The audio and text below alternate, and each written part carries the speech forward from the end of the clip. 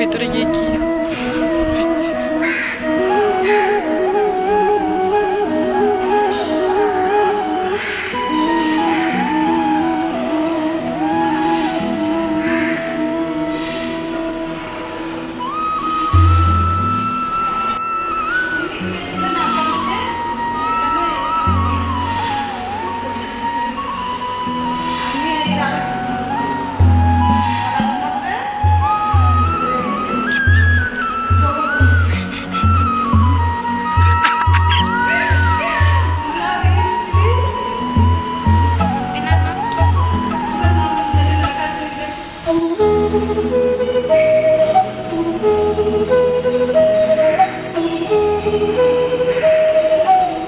মন্দিরের পুকুরের সামনে দেখো কতগুলি রাজহাঁস যাচ্ছে।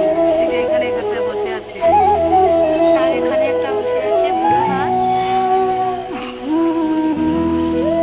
মন্দিরের বাইরে এই ঠাকুরের নামটা জানি না, তোমরা সবাই গেস করে বলো এই ঠাকুরের নাম কি হতে পারে।